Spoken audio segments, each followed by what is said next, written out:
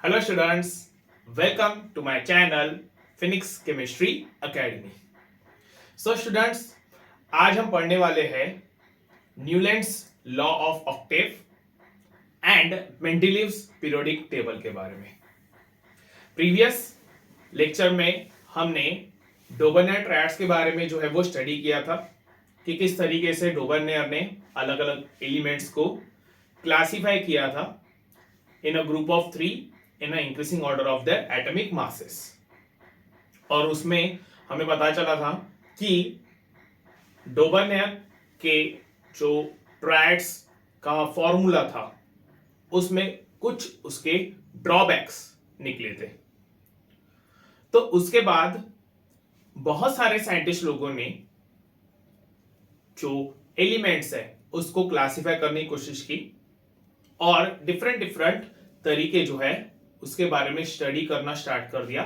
Different different जो veg है elements को क्लासिफाई करने का उसके बारे में स्टडी करना स्टार्ट कर दिया था।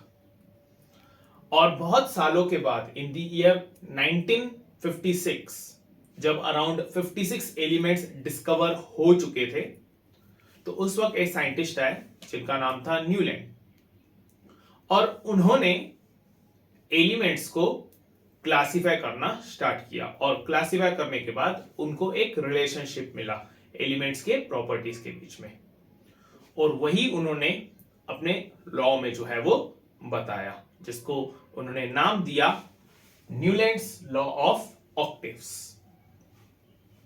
तो क्या था ये लॉ? न्यूलैंड्स का बोलना ये था कि जिस तरीके से म्यूजिकल नोट्स रहते हैं, म्यूजिकल नोट्स जैसे सा रे गा मा प ध नी सा, तो जो म्यूजिकल नोट्स रहते हैं टोटल 7 म्यूजिकल नोट्स है। सा रे गा मा प ध नी सा, यहां पे मैंने लिखा है सा रे गा मा प ध नी, ये 7 म्यूजिकल नोट्स है। और ये जो 7वां म्यूजिकल नोट है उसके बाद जो नया म्यूजिकल नोट आता है उसको हम फिर से लिखते हैं सा। ठीक है, यहां पे हम फिर से सा लिखते हैं। तो इस अरेंजमेंट के हिसाब से अगर देखा जाए म्यूजिकल नोट्स का अरेंजमेंट अगर हम देखते हैं तो इसमें पता चल रहा है कि जो 8वां नोट है वो पहले नोट के साथ मैच हो रहा है। तो न्यूलैंड्स का बोलना ऐसा था कि जब हम एलिमेंट्स को अरेंज करते हैं इन the increasing order of their atomic masses तो उस वक्त हर 8वें एलिमेंट की जो प्रॉपर्टी है वो पहले एलिमेंट के साथ मैच करती है। ठीक है, उन्होंने क्लियर और अरेंज जो अरेंजमेंट है एलिमेंट्स की उसको म्यूजिकल नोट्स के साथ मैच करे और उनका क्लियर ऐसा बोलना था कि जिस तरीके से म्यूजिकल नोट्स में 8वां नोट और पहला नोट दोनों मैच होते हैं, दोनों इक्वल रहते हैं, दोनों सेम रहते हैं, वैसे ही एलिमेंट्स के केस में हमें अरेंजमेंट देखने को मिलता है कि हर 8वें एलिमेंट की जो प्रॉपर्टी है वो पहले एलिमेंट के साथ मैच हो रही है। तो इस पर से उन्होंने अपना स्टेटमेंट जो है वो बताया कि when the elements are arranged in the increasing order of their atomic masses, the properties of every 8th element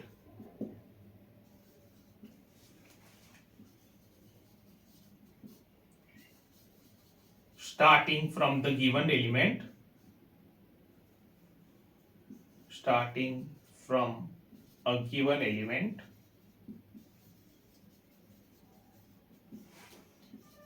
is similar to that of first element. ठीक है, when the elements are arranged in the increasing order of their atomic masses, the properties of every eighth element starting from a given element, यानी कोई भी एक element से हमने start किया और वहां से स्टार्ट करने के बाद जो आगे का आठवां एलिमेंट आएगा उसकी प्रॉपर्टीज जो है वो उस गिवन एलिमेंट की प्रॉपर्टी के साथ मैच करेंगी। ये था statement Newlands law of Octave का, ये बोलना था न्यूलैंड्स का। उन्होंने इसको ऑक्टेव्स इसलिए नाम दिया क्योंकि यहां पर जो एक ग्रुप बन रहा है, जो एक रिलेशनशिप मिल रहा है, वो आठवें एलिमेंट का मिल रहा है पहले एलिमेंट के साथ। मतलब एक 8 एलिमेंट्स के ग्रुप में वहां पे एक रिलेशनशिप मिल रहा है, इसलिए उन्होंने नाम दिया वहां पे ऑक्टेव। और क्योंकि जो म्यूजिकल नोट्स है वो भी ऑक्टेव के फॉर्म में ही रहती है, so it was called as Octave.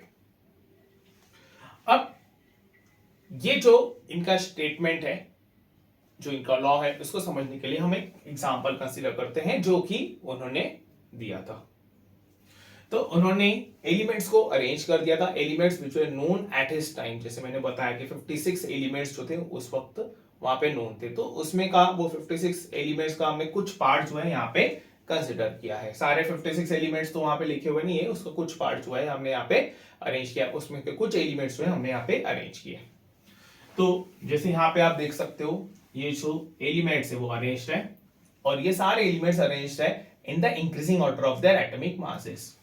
Hydrogen, lithium, beryllium, boron, carbon, nitrogen, oxygen, fluorine, sodium, magnesium, aluminium, silicon, phosphorus, sulphur, chlorine, potassium, calcium, chromium, titanium, manganese, iron, cobalt and nickel, copper, zinc, yttrium, indium, arsenic, selenium, bromine, rubidium, strontium, cerium and lanthanum, ये L है, A है lanthanum, और ये zirconium. ठीक है, तो ये है सारे एलिमेंट्स, उनके नाम और उनके सिंबल। अब न्यूलैंड्स का बोलना ऐसा था कि अगर हम increasing order of the atomic masses के हिसाब से चले तो हर 8वें एलिमेंट की जो प्रॉपर्टी है वो पहले एलिमेंट के साथ मैच करेंगी। तो जैसे फॉर एग्जांपल हम अगर यहाँ पे कंसीडर कर रहे हैं हाइड्रोजन, फर्स्ट एलिमेंट हमने कंसीडर किया सपोज हाइड्रोजन, तो ये फर्स्ट है, second, third, fourth, fifth, sixth, seventh, और ये है 8th एलिमेंट। तो अकॉर्डिंग टू न्यूलैंड ये जो एलिमेंट है फ्लोरीन, 8वां एलिमेंट है starting from the hydrogen, first element, तो ये फ्लोरीन की प्रॉपर्टी जो है वो हाइड्रोजन के साथ मैच होगी, ये दोनों की प्रॉपर्टीज जो रहेंगी वो सेम रहेंगी। सिमिलरली अगर हम लिथियम कंसीडर कर रहे हैं एज अ फर्स्ट एलिमेंट, तो 1 2 3 4 5 6 7, ये हो गया 8th एलिमेंट। तो जो सोडियम है उसकी प्रॉपर्टीज जो है वो फर्स्ट एलिमेंट है लिथियम के साथ वहां पे मैच होंगी। सिमिलरली अगर हम बोरॉन कंसीडर करें तो first, second, third, fourth, fifth, six, seven, 8, तो एल्यूमिनियम जो है वो 8वां एलिमेंट रहेगा स्टार्टिंग फ्रॉम बोरॉन, इसलिए एल्यूमिनियम की जो प्रॉपर्टी है वो बोरॉन के साथ मैच होगी। तो ऐसे करके जब एलिमेंट्स को अरेंज किया गया था इन the increasing order of their atomic masses, तो पता चला कि हर 8वें एलिमेंट की जो प्रॉपर्टी है वो पहले एलिमेंट के साथ मैच कर रही थी। और इसमें एक एडवांटेज ये भी था कि जो एलिमेंट्स की प्रॉपर्टीज सिमिलर आ रही थी वो सारे एलिमेंट्स जो है एक ग्रुप में, एक पर्टिकुलर कॉलम में जो है वो अरेंज थे। मतलब कि यहां पर ये जो एलिमेंट्स है इसका जो एक कॉलम बन रहा है, ये जो एक ग्रुप बन रहा है, इनकी जो प्रॉपर्टीज है वो सिमिलर है, ये कहना था न्यूलैंड्स का। सिमिलरली इन सब की प्रॉपर्टीज सेम है, इन सब की प्रॉपर्टीज इन सब की है ना, मतलब कि एक ग्रुप में जितने भी वहां पे एलिमेंट्स है उनकी प्रॉपर्टीज जो है वो सेम है, वो मैच कर रही है। This was the statement given by Newland. But जैसे कि हमने डोबर्नियर के केस में देखा कि डोबर्नियर के केस में भी वहां पे जो ट्रायड था, जो ट्रायड का वहां पे रूल था, वो कुछ ही एलिमेंट्स को अप्लाई हो रहा था, सारे एलिमेंट्स जो है वो ट्रायड का रूल फॉलो नहीं कर रहे थे, जिस वजह से वो ट्रायड का रूल जो है वो आगे कैरी फॉरवर्ड नहीं हुआ, वो एलिमेंट्स को अप्लाई नहीं हो पाया। सिमिलर थिंग जो है वो न्यूलैंड के साथ भी हुई। न्यूलैंड के केस में भी वहां पर जो उन्होंने बताया था कि हर 8वें एलिमेंट की प्रॉपर्टी पहले एलिमेंट के साथ मैच हो रही है, तो वो अप्लाई हो रहा था, लेकिन सारे एलिमेंट्स को अप्लाई नहीं हो रहा था। अप्लाई हुआ लेकिन सारे एलिमेंट्स को नहीं, कुछ ही एलिमेंट्स थे जो कि ये न्यूलैंड्स लॉ ऑफ ऑक्टेव जो है वो फॉलो कर रहे थे, जिस वजह से उनके लॉ में, उनके थ्योरी में वहां पे ड्रॉबैक्स आना शुरू हो गए। और ऐसे करके वहां पे 4 ड्रॉबैक्स जो है वो न्यूलैंड्स के फाइंड आउट हुए। यहां पे मैं हेडिंग दे देता हूं, drawbacks of Newlands Octave theory.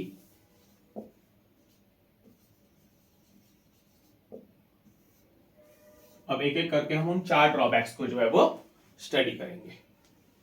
सबसे पहला ड्रॉबैक ये था कि जो ऑक्टेव थ्योरी थी, न्यूलैंड्स की जो ऑक्टेव थ्योरी थी, वो सिर्फ और सिर्फ कैल्शियम तक के ही अप्लाई हो रही थी। कैल्शियम के आगे वाले जो एलिमेंट्स थे वो इस ऑक्टेव थ्योरी को फॉलो नहीं कर रहे थे। मतलब कैल्शियम के बाद जितने भी वहां पे एलिमेंट्स थे, वहां पर हर 8वां एलिमेंट जो है वो पहले एलिमेंट की प्रॉपर्टी के साथ वहां पे मैच नहीं कर रहा था। जैसे फॉर एग्जांपल हम यहाँ पे अगर कंसीडर करें ये कैल्शियम, इसके बाद हम अगर कंसीडर करें कोई भी एलिमेंट्स, ठीक है, फॉर एग्जांपल हम कंसीडर करते हैं टाइटेनियम, तो इसको हमने अगर फर्स्ट एलिमेंट कंसीडर किया 1 2 3 4 5 6 7 8, तो टाइटेनियम की प्रॉपर्टी जो है वो इंडियम के साथ मैच नहीं हो रही थी। सिमिलरली अगर हम आयन कंसीडर करें तो फर्स्ट एलिमेंट ये रहेगा, first second third fourth fifth six seven eight, तो इसकी प्रॉपर्टी जो है वो सेलेनियम के साथ मैच नहीं हो रही थी। एक्चुअली जो आयन है उसकी प्रॉपर्टी कोबाल्ट और निकल के साथ जो है वो मैच हो रही है। तो कैल्शियम के बाद जितने भी एलिमेंट्स वहां पे अरेंज थे वो इस न्यूलैंड्स लॉ ऑफ ऑक्टेव या न्यूलैंड्स ऑक्टेव थ्योरी को फॉलो नहीं कर रहे थे, और ये था पहला ड्रॉबैक न्यूलैंड्स का। न्यूलैंड्स ऑक्टेव थ्योरी was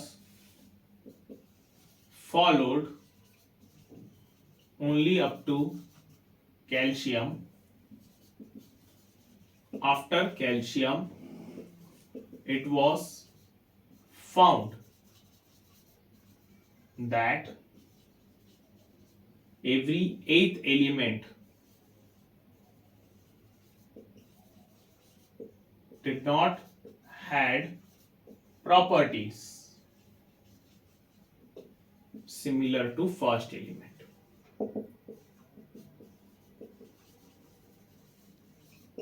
ठीक है, ये था पहला ड्रॉबैक।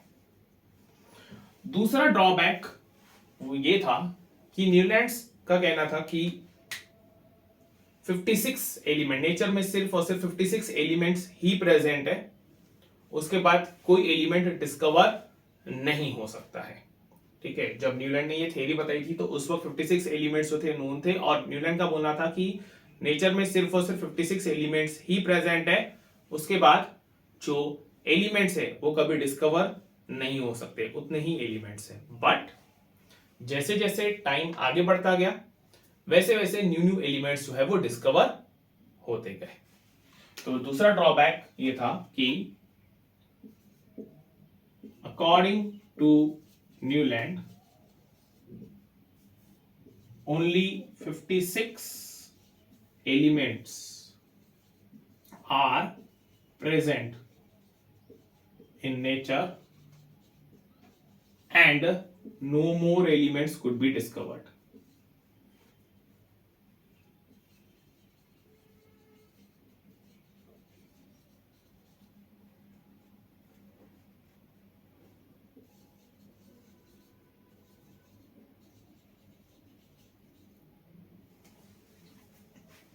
ये था दूसरा drawback.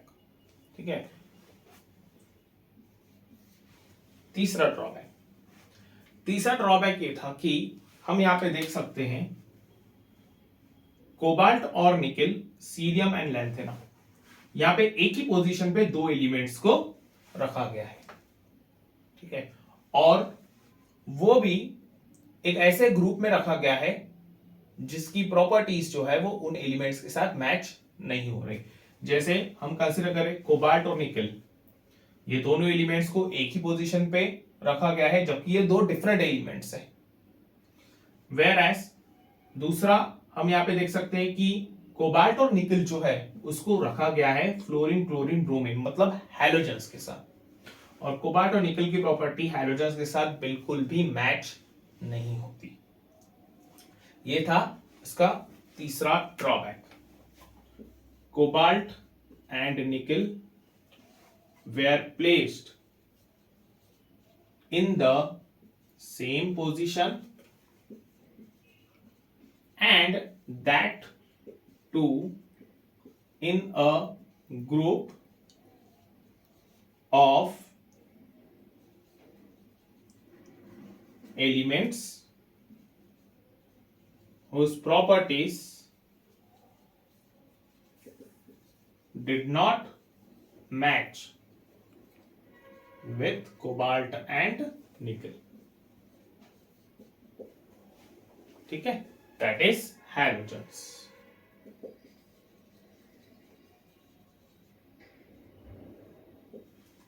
Okay, cobalt and nickel were placed in the same position and that too in a group of elements whose properties did not match with cobalt and nickel, that is halogens. halogens के साथ उनको रखा गया था जबकि cobalt और निकल जो है उनकी प्रॉपर्टीज उसके साथ बिल्कुल भी मैच नहीं हो रही थी।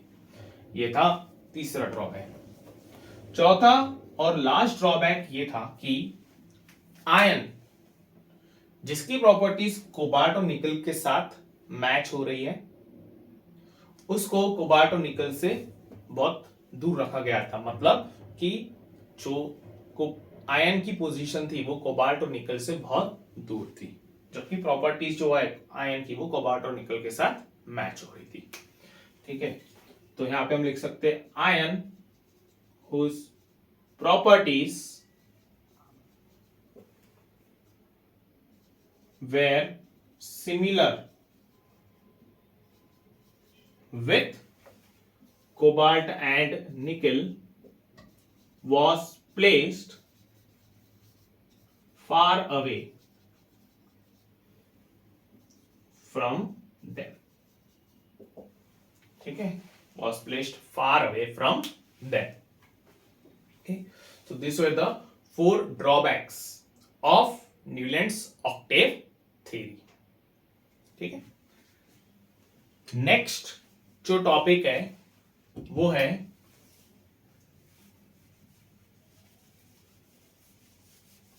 Periodic table.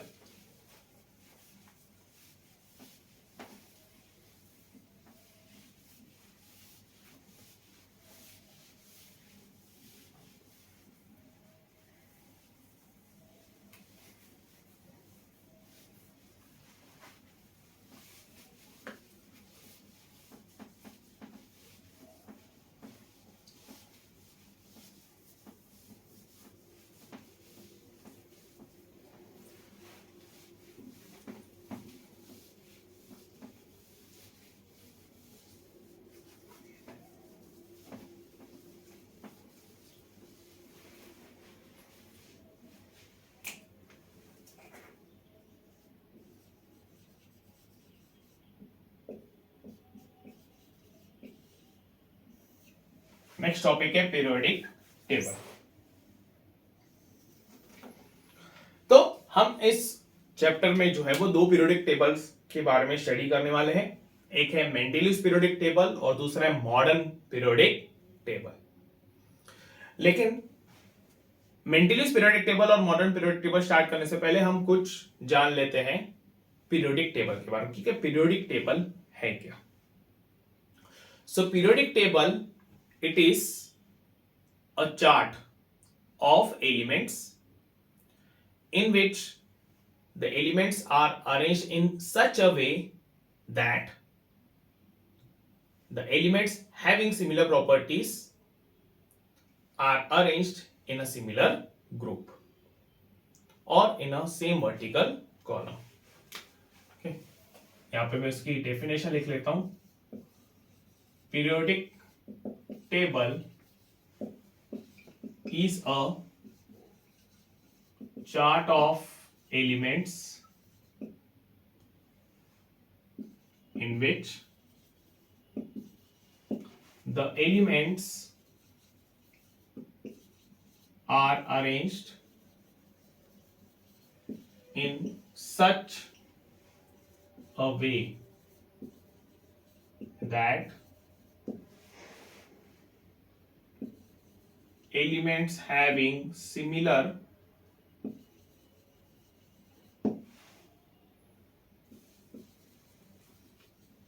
properties come in a same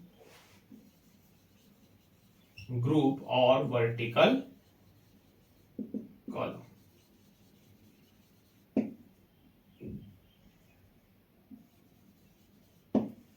ठीक है.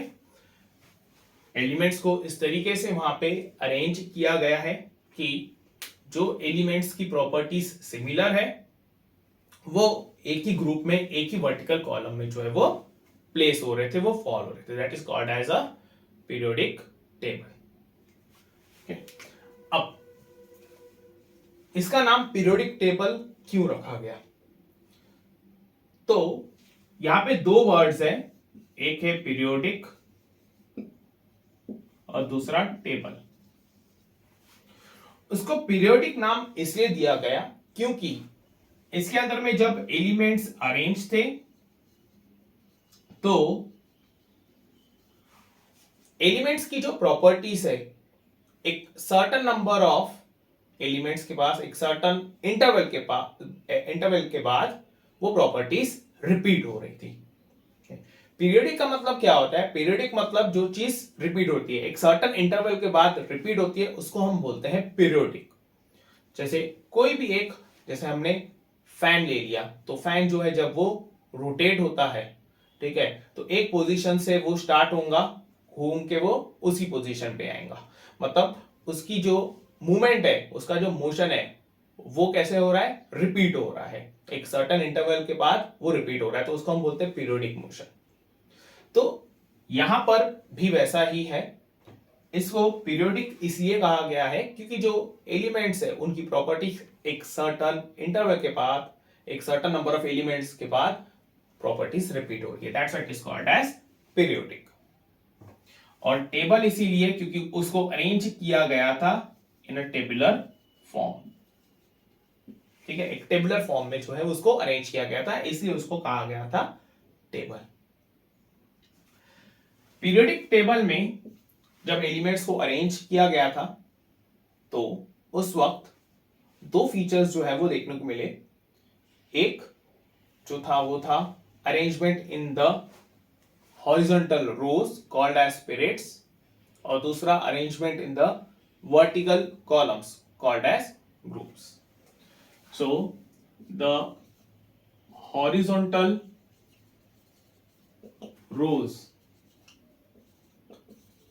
in the periodic table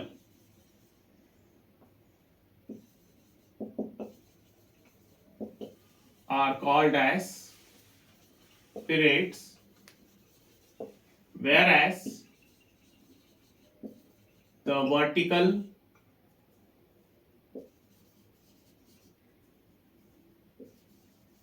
columns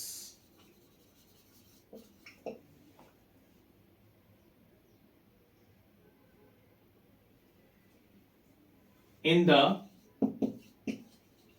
periodic table are called as groups. ठीक है, जो हॉरिजॉन्टल रोज है उनको पीरियड्स कहा जाता है और जो वर्टिकल कॉलम्स है they are called as the groups.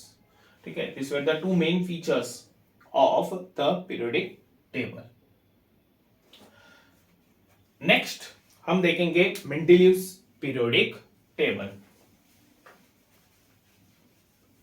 Mendeleev's periodic table जो है उस चैप्टर का मोस्ट इंपॉर्टेंट टॉपिक है और जनरली जो क्वेश्चंस पूछे जाते हैं इस टॉपिक के ऊपर, मेंडलीव्स पीरियोडिक टेबल के टॉपिक के ऊपर, वो ये रहते हैं कि state the Mendeleev's periodic law. जैसे हमने डोबर्नियस का एक लॉ देखा, न्यूलैंड्स का एक लॉ देखा, वैसे ही मेंडलीव का भी एक पीरियोडिक लॉ है।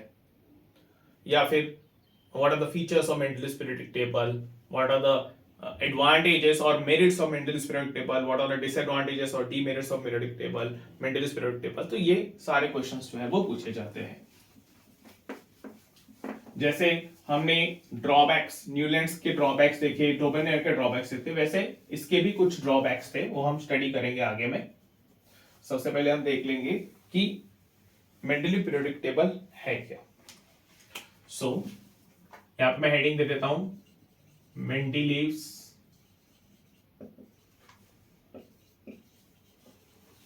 Periodic table. ठीक है, यहां पर ये जो स्पेलिंग है, मैंने यहां पे वी लिखा है, वी एपोस्ट्रोफी एस, कोई भी बुक में वहां पर मेंडलीव्स, मेंडलीव्स इस तरीके से, मतलब वी की जगह पे एफ भी दिया हुआ है। ठीक है, सो दोनों स्पेलिंग्स जो है वो सही है, मेंडलीव्स पीरियोडिक टेबल। अब मेंडलीव जो थे, इनका पूरा नाम था डिमित्री मेंडलीव, डिमित्री मेंडलीव। तो इन्होंने बिटवीन द ईयर्स 1969 टू 1972 अपनी पीरियोडिक टेबल जो है वो बताई थी। मतलब कि उन्होंने भी वहां पे क्या किया था, एलिमेंट्स को अरेंज किया था इन the increasing order of their atomic masses. और उन्होंने वो जो एलिमेंट्स है, जितने भी एलिमेंट्स, जब मेंडलीव ने अपनी पीरियोडिक टेबल बताई थी तो उस वक्त 63 एलिमेंट्स नोन थे। ठीक है, न्यूलैंड्स के वक्त 56 एलिमेंट्स नोन थे और मेंडलीव जब आए तो उस वक्त 63 एलिमेंट्स के बारे में पता चल चुका था। तो मेंडलीव ने उन 63 एलिमेंट्स की स्टडी किया, उनकी केमिकल फिजिकल प्रॉपर्टीज को स्टडी किया, उनके एटॉमिक मासेस को स्टडी किया और फिर उन्होंने एक टेबल बनाई, एक टेबुलर फॉर्म में एलिमेंट्स को अरेंज किया, एक पीरियोडिक टेबल जो है उन्होंने फॉर्म किया। जब मेंडलीव केमिकल्स जो एलिमेंट्स है, एलिमेंट्स के बारे में स्टडी कर रहे थे तो उन्होंने एलिमेंट्स की केमिकल प्रॉपर्टीज के बारे में स्टडी किया। He studied the chemical properties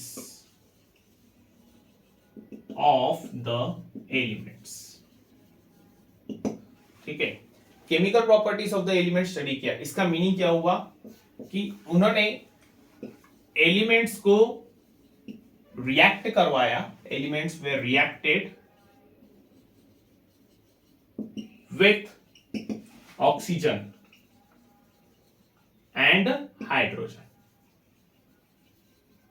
ठीक है, जो डिफरेंट डिफरेंट एलिमेंट्स थे उनको उन्होंने रिएक्ट करवाया हाइड्रोजन और ऑक्सीजन के साथ। हाइड्रोजन और ऑक्सीजन ही क्यों? क्योंकि उस वक्त हाइड्रोजन और ऑक्सीजन जो थे they were the most reactive elements, वो सबसे ज्यादा रिएक्टिव एलिमेंट्स और ऑलमोस्ट ऑल एलिमेंट्स के साथ वो रिएक्ट कर रहे थे।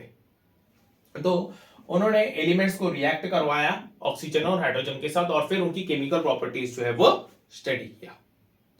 केमिकल प्रॉपर्टी स्टडी किया, इसका क्या मीनिंग हुआ?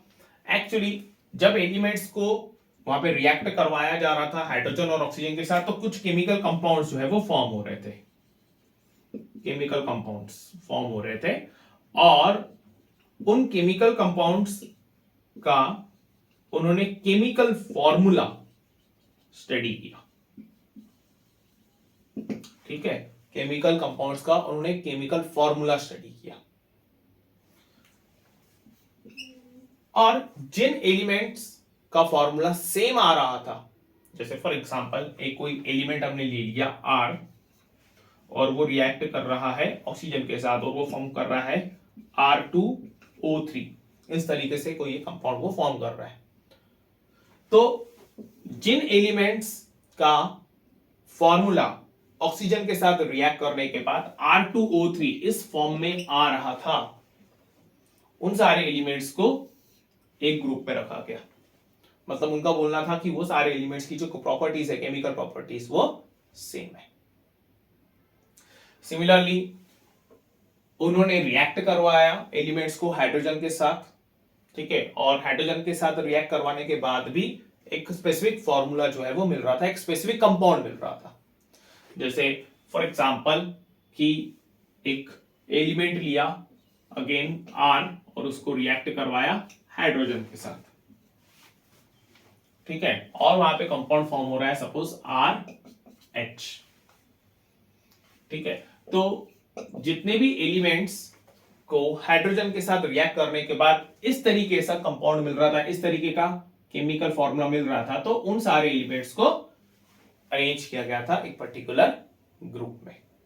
मतलब एंड्रयू का बोलना ऐसा था कि उन सभी एलिमेंट्स की जो प्रॉपर्टीज है वो सिमिलर है और उनको अरेंज किया जा रहा था एक पर्टिकुलर ग्रुप में, ठीक है। इसके अलावा मेंडेलीव ने एक और तरीका वहां पे फाइंड आउट किया एलिमेंट्स को अरेंज करने का, और वो था increasing order of their atomic masses.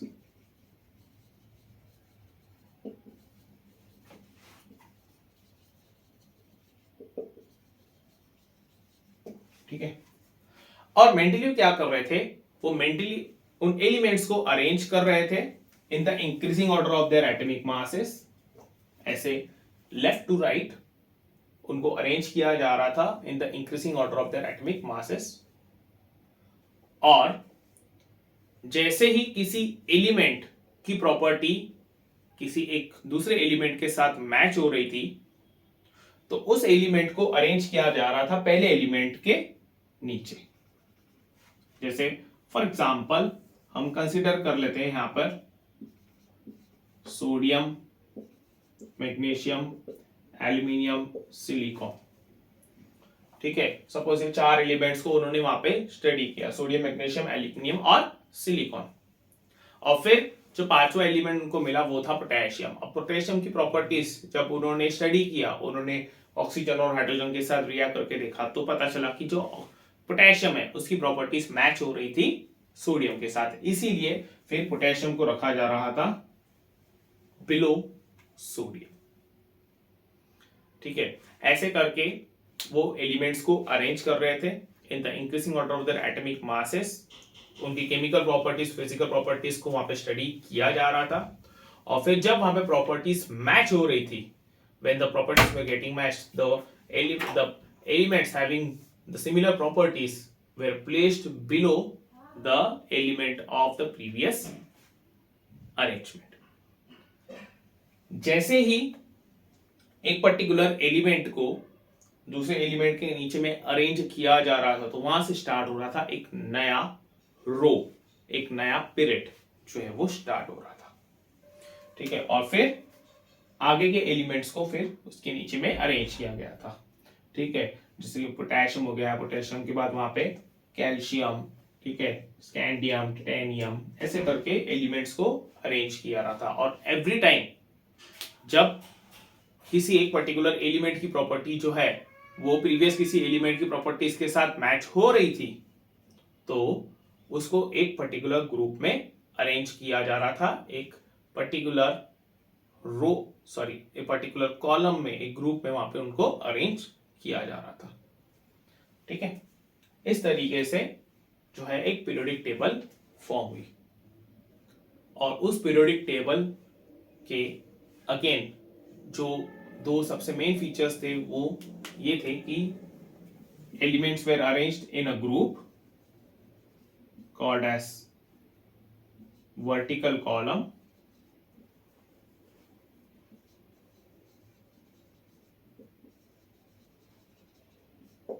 और दूसरा they were arranged in a period called as horizontal rows.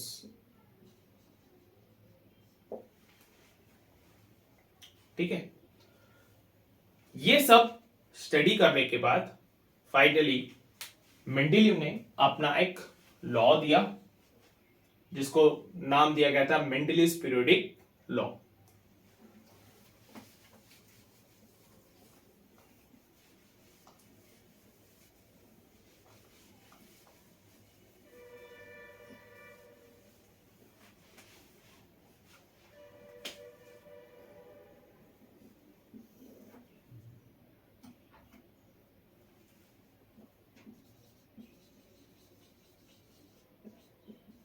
मेंडेलीव्स periodic law.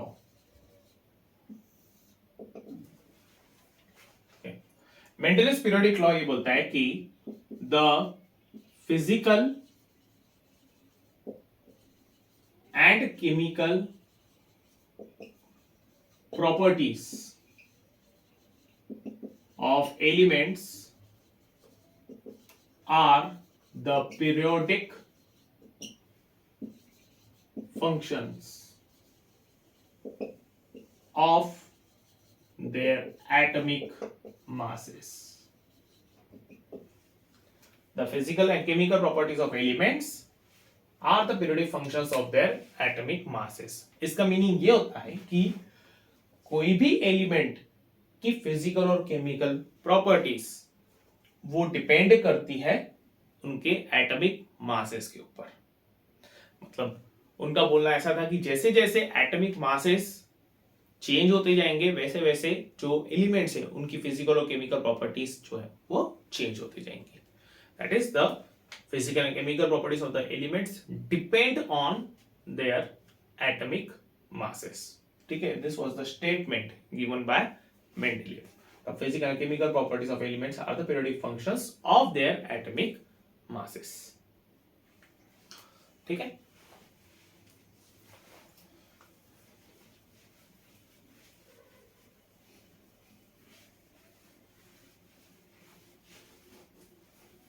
Next है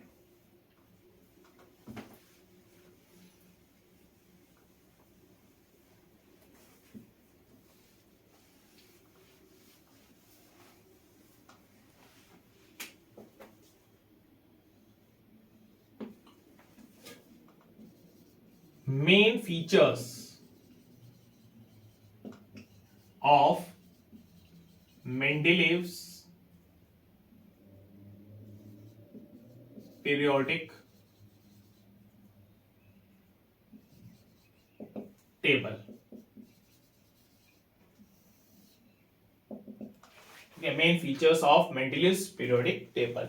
जब मेंडेलीव ने पीरियोडिक टेबल बनाए थे उसके मेन फीचर्स क्या है, उसकी मेन खूबियां क्या है। ठीक है, सो पहला फीचर ये था कि Mendeleev was the first scientist to arrange all the known 63 elements at his time।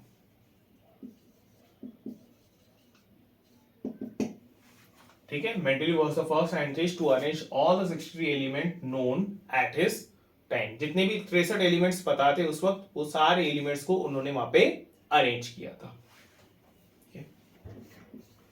दूसरा, the properties of elements were getting repeated after a certain interval or elements। यानी कुछ इंटरवल के बाद या कुछ एलिमेंट्स के बाद जो प्रॉपर्टीज है एलिमेंट्स की वो रिपीट हो रही थी। they were getting repeated after a certain interval। उसके बाद थर्ड जो उनका फीचर था, उनके पीरियोडिक टेबल का फीचर था, वो ये था कि the elements were arranged from left to right in a periodic table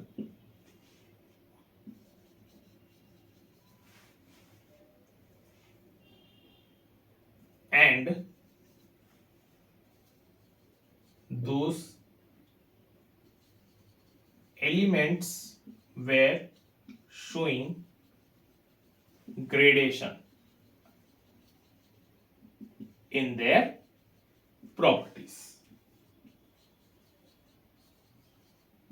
मतलब कि जब एलिमेंट्स को अरेंज किया गया था टेबुलर फॉर्म में, चार्ट फॉर्म में, तो लेफ्ट टू राइट जब हम मूव कर रहे थे तो उस वक्त जैसे जैसे हम लेफ्ट टू राइट मूव कर रहे थे तो एलिमेंट्स के प्रॉपर्टीज के अंदर में ग्रेडेशन आ रहा था. ग्रेडेशन का मतलब ग्रेजुअली उसके अंदर में चेंजेस आ रहे थे, धीरे धीरे थोड़े थोड़े थोड़े थोड़े उसके अंदर में जो है वो चेंजेस देखने को मिल रहे थे. ठीक है. Next, the horizontal rows in the periodic table are called as periods. ठीक है, sorry, were called as periods. The periods were numbered from 1 to 7. ठीक है, the horizontal rows in the periodic table were called as periods. The periods were numbered from 1 to 7.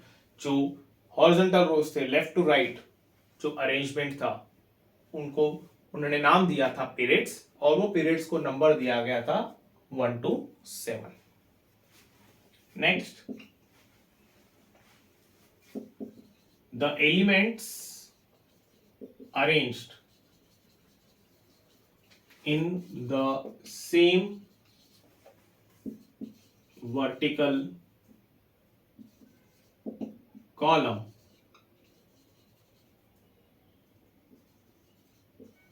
were having similar properties. ठीक है, elements arrange in the same vertical column. जब elements को एक same vertical column में arrange किया गया था तो वो एक पर्टिकुलर कॉलम में जितने भी वहां पे एलिमेंट्स आ रहे थे उन सारे एलिमेंट्स की जो प्रॉपर्टी है वो सिमिलर थी, वो सेम थी. The vertical columns in a group the vertical columns in a periodic table are called as groups. ठीक है, the vertical columns in a periodic table are called as groups. The groups were numbered from 1 to 8. ठीक है, the groups were numbered from 1 to 8. मतलब जो vertical columns थे उन vertical columns को groups कहा गया था और उन ग्रुप्स को नंबर किया गया था 1 to 8, रोमन लेटर 1 to 8. ठीक है, अब ये जो ग्रुप्स थे रोमन लेटर 1 to 8, इनमें से जो 1 to 7 group number 1 to group number 7 थे, हर एक ग्रुप के दो सब ग्रुप्स थे, that is A and B. The group numbers from 1 to 7 had two subgroups, that is A and B. ठीक है, 1 से लेके 7 तक के जो ग्रुप्स थे उनके दो सब ग्रुप्स थे, ए और बी। ग्रुप नंबर 8 जो है उनका कोई सब ग्रुप नहीं था, उसका कोई भी सब ग्रुप नहीं था। ठीक है, 1 to 7 तक के जो थे हर एक के दो दो सब ग्रुप्स थे, ए और बी। ग्रुप नंबर 8 जो था वो अलोन था। तो ऐसे करके वहां पर टोटल 15 ग्रुप्स थे, 1 to 7 हर एक के दो सब ग्रुप्स, तो ये हो जाएगा 7 2s are 14 plus group number 8, that is total हो जाएगा 15 ग्रुप्स। ठीक है, so these were the features of the Mendeleev's periodic table. Okay, note कर लीजिए सब लोग।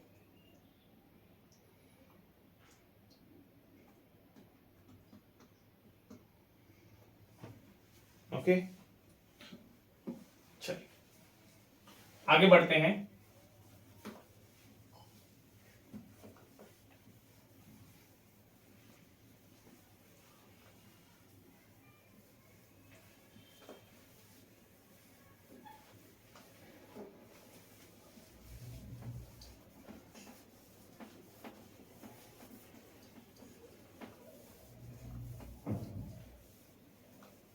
नेक्स्ट टॉपिक है मेरिट्स और advantages of Mendeleev's periodic table. ठीक है, मेरिट्स और advantages of Mendeleev's periodic table. ठीक है, सो जो मेंडेलीव्स पीरियोडिक टेबल है उसके कुछ एडवांटेजेस है, कुछ मेरिट्स है जो हम यहाँ पे स्टडी करेंगे। ओके, पहला एडवांटेज था कि Mendeleev left some vacant spaces for those elements which were not known at his time. ठीक है, Mendeleev left some vacant spaces for those elements which were not known at his time, so that when they will be discovered later on, could be placed without disturbing the other elements.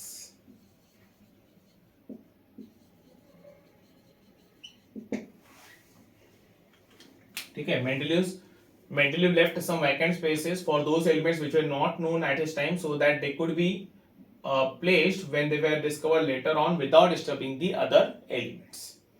ठीक है, तो कुछ ऐसे elements थे जो उस वक्त discover नहीं हुए थे, लेकिन मेंडेलीव ने प्रेडिक्ट कर लिया था कि आगे जाके वो एलिमेंट्स डिस्कवर हो सकते हैं, और अगर वो डिस्कवर हो गए तो उनको उन पर्टिकुलर प्लेसेस पे जो है वो रखा जाएगा।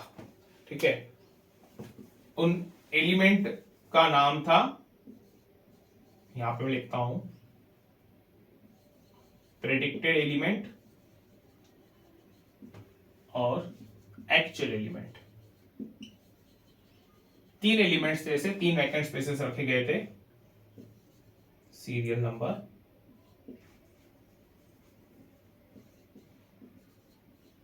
पहला था इकाबोरॉन। ठीक है, प्रेडिक्टेड एलिमेंट जो था वो था इकाबोरॉन।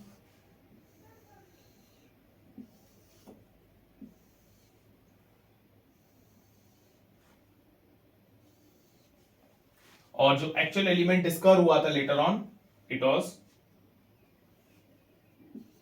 स्कैंडियम। इका बोरॉन जो है वो प्रेडिक्टेड एलिमेंट था मेंडेलीव का, और जो लेटर ऑन डिस्कवर होके उसको नाम दिया गया था स्कैंडियम।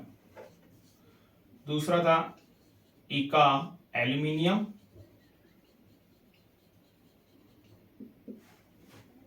जो कि लेटर ऑन डिस्कवर हुआ था और उसको नाम दिया गया था गैलियम। और तीसरा था इका सिलिकॉन, जो लेटर ऑन डिस्कवर होने के बाद उसको नाम दिया गया था germanium.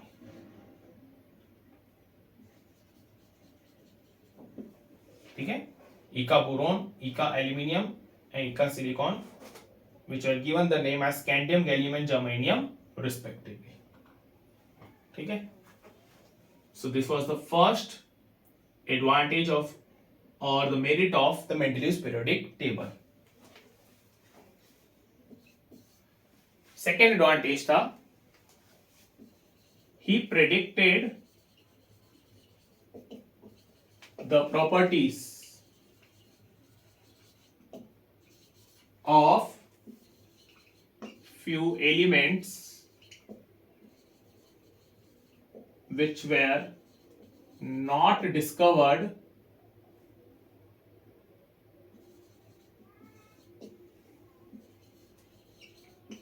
at his time, and later on when these elements were discovered, the properties were found similar to what was given by Mendeleev. Okay, ये था उसका second advantage, second merit. He predicted the properties of few elements which were not discovered at his time, and later on when these elements were discovered, the properties were found similar to what was given by Mendeleev. इसका भी हम example देख लेते हैं। इसका example है इका aluminium and gallium. इका एल्यूमिनियम जो था वो प्रेडिक्टेड एलिमेंट था, जो कि मेंडेलीव ने बताया था, और उसकी प्रॉपर्टीज भी मेंडेलीव ने कुछ बता के रखी थी।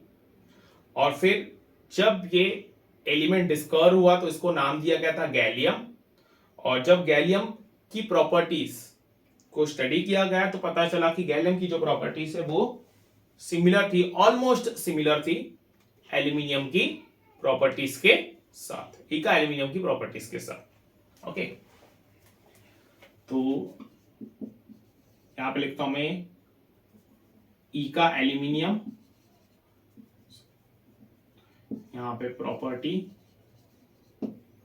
इका एल्यूमिनियम, और यहां पे आएगा गैलियम। ठीक है,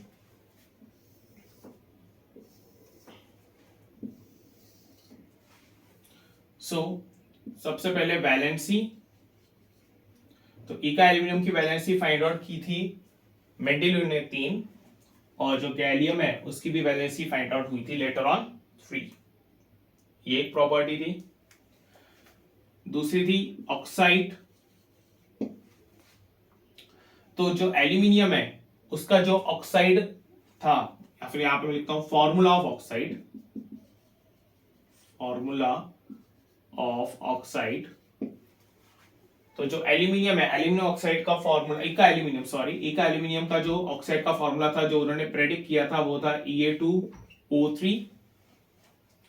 और लेटर ऑन जब गैलियम का फॉर्मूला वहां पे ऑक्साइड का फॉर्मूला निकला तो वो भी ऑलमोस्ट यही निकला था, इट वाज Ga2O3।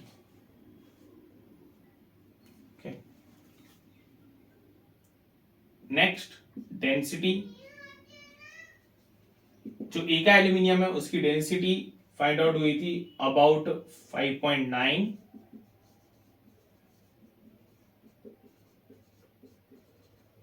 ग्राम पर सीएम क्यूब, और इसकी फाइंड आउट हुई थी 5.94 ग्राम पर cm cube. Where as atomic weight की बात करें तो इसका प्रेडिक्ट किया था अबाउट 68, और गैलियम जो है उसका मिला था अराउंड 69.74। ठीक है, तो ये थी कुछ प्रिडिक्टेड प्रॉपर्टीज मेंडेलीव की जो लेटर ऑन फाइंड आउट हुई थी, और वो ऑलमोस्ट सिमिलर फाइंड हुई थी। Okay, this was the second advantage or merit of Mendeleev's periodic table. Note कर लीजिए इतना।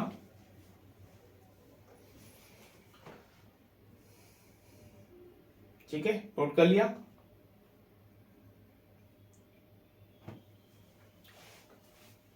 नेक्स्ट,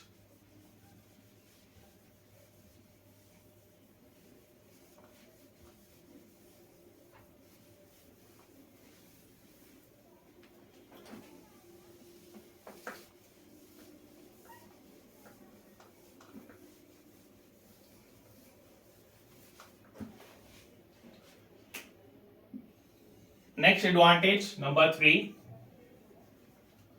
तीसरा एडवांटेज ये था मेंडेलीव का कि he left some vacant spaces for the noble gases and when they were discovered later on, they were placed in the Mendeleev periodic table without disturbing the other elements. ठीक है, he left some vacant spaces for the noble gases, or you can say that he made a separate group of noble gases, and when they were discovered later on they were placed in the periodic table without disturbing the other elements. उसका एक अलग से group बना लिया था noble gases का, और फिर जब लेटर ऑन वो डिस्कवर हुए थे तो उसको नोबल गैसेस को जो है वो पीरियोडिक टेबल में प्लेस किया गया था बिना किसी एलिमेंट को डिस्टर्ब किए। ठीक है, this was the third advantage of Mendeleev's periodic table. और जो लास्ट उसका एडवांटेज था वो ये था कि he revised the atomic masses of few elements and changed their position in the periodic table. ठीक है, he revised the atomic masses of few elements and changed their position in the periodic table. For example, beryllium had initial atomic mass as 14.9, okay, 14.09, sorry, and it was placed after boron, but Mendeleev revised the atomic mass of beryllium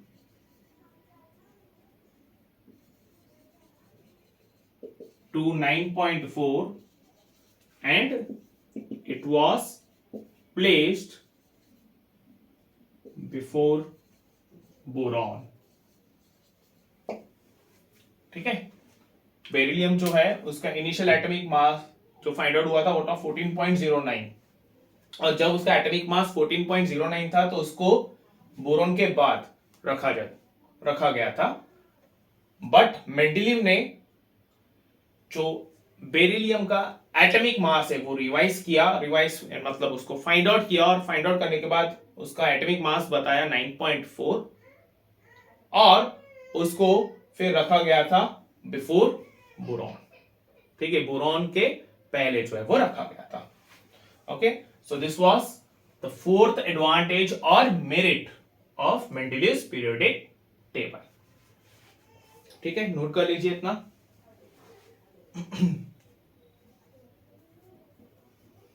ठीक है, अच्छा आगे बढ़ते हैं।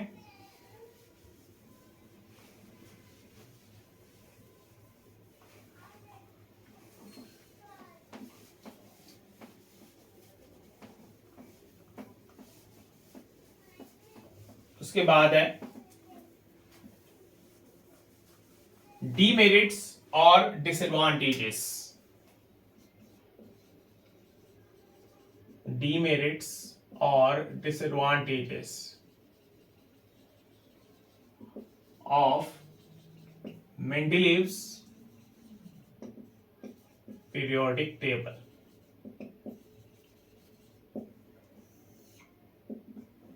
ठीक है, Mendeleev's periodic table, demerits और disadvantages of Mendeleev's periodic table. इसको हम ड्रॉबैक्स भी बोल सकते हैं, they could also be called as drawbacks. Okay, so इसके भी कुछ ड्रॉबैक्स थे। ठीक है, पहला ड्रॉबैक था hydrogen resembled the properties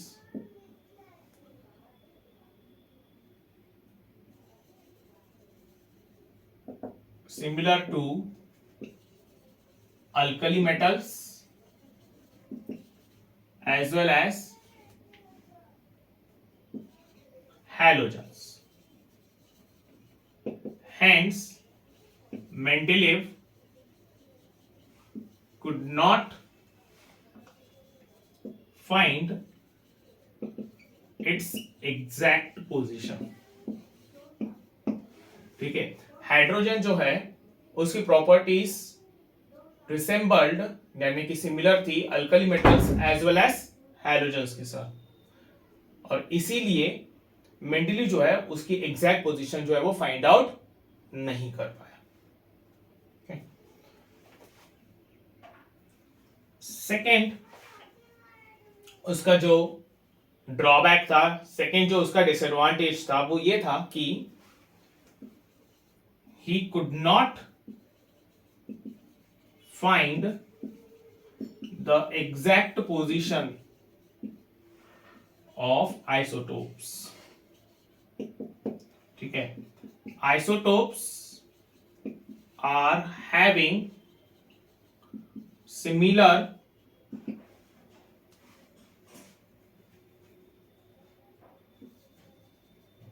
chemical properties but different atomic masses। ठीक है, तो जो आइसोटोप्स है उनका एटॉमिक मास जो था वो अलग अलग था बट उनकी प्रॉपर्टीज जो है वो सेम थी। तो अगर उनका एटॉमिक मास है वो अलग अलग है तो ऑब्वियस सी बात है मेंडलीव्स पीरियोडिक टेबल में उसको अलग अलग रखा जाना चाहिए था, उसकी पोजीशन जो है वो अलग अलग रहनी चाहिए थी। बट क्योंकि उनकी प्रॉपर्टी सेम है तो फिर उसको एक ही जगह पे रखा जाना चाहिए था। जैसे for example chlorine 35 and chlorine 37 are the isotopes of chlorine. ठीक है, तो दोनों का एटॉमिक मास हम देख सकते हैं, यहाँ पे 35, यहाँ पे 37 है। एटॉमिक मास जो है डिफरेंट है, तो इन दोनों की पोजीशंस जो है वो डिफरेंट रहनी चाहिए पीरियोडिक टेबल में। लेकिन क्योंकि दोनों की प्रॉपर्टीज सेम है, तो प्रॉपर्टीज केमिकल प्रॉपर्टीज सेम है, तो केमिकल प्रॉपर्टीज के हिसाब से उसकी जो पोजीशन है वो सेम रहनी चाहिए। तो मेंडलीव जो है वो आइसोटोप्स की एग्जैक्ट पोजीशन जो है वो बता नहीं पाए। ठीक है, ये था इसका सेकेंड ड्रॉबैक। थर्ड ड्रॉबैक था, in some of the cases the elements with completely different properties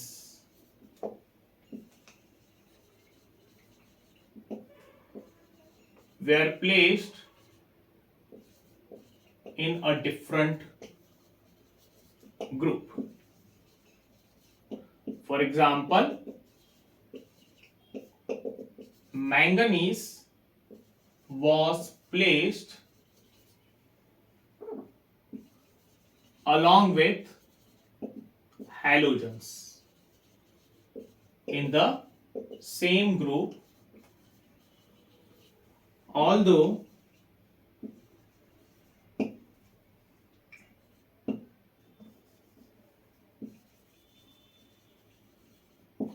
manganese is a metal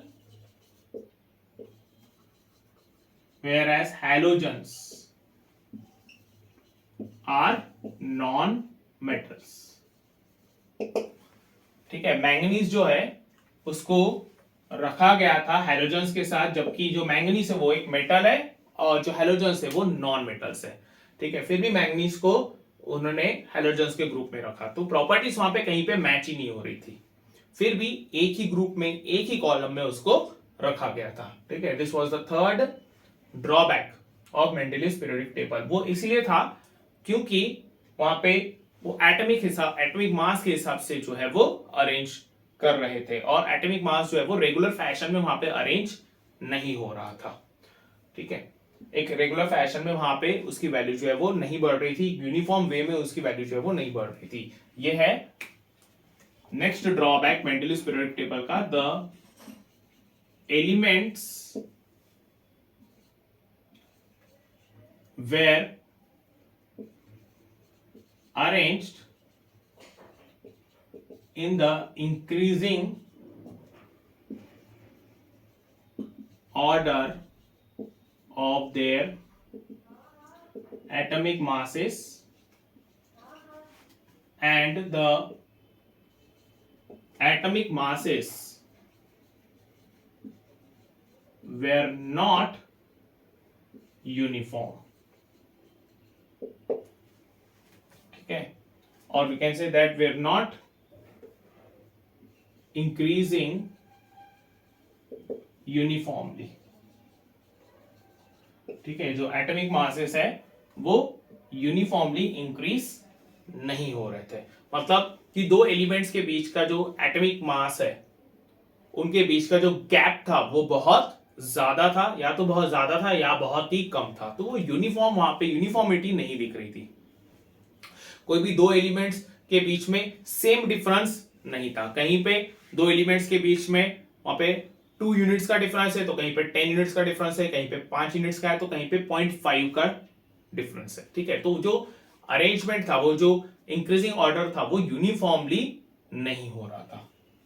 ठीक है, और जो लास्ट ड्रॉबैक है वो ये है कि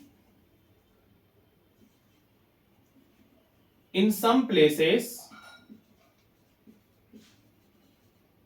elements with higher atomic mass were arranged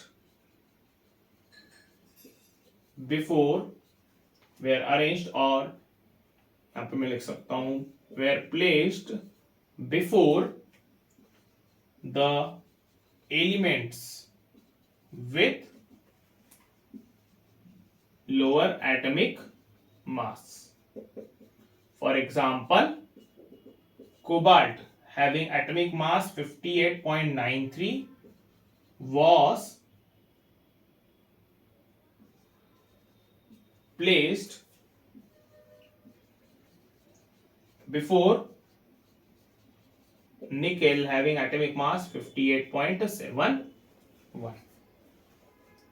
ठीक है, कोबाल्ट का जो एटॉमिक मास है वो 58.93 और निकल का जो एटॉमिक मास फाइंड आउट हुआ था वो था 58.71.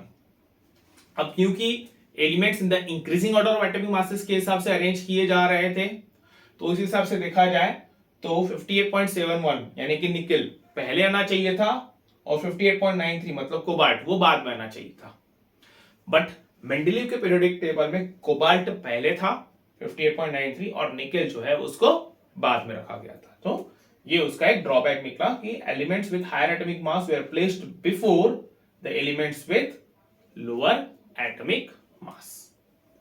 ठीक है, so these were the 5 demerits or disadvantages or you can say the drawbacks of Mendeleev's periodic table. Okay, so यहाँ पे हम कंप्लीट करते हैं आज का class. See you in the next class. Thank you.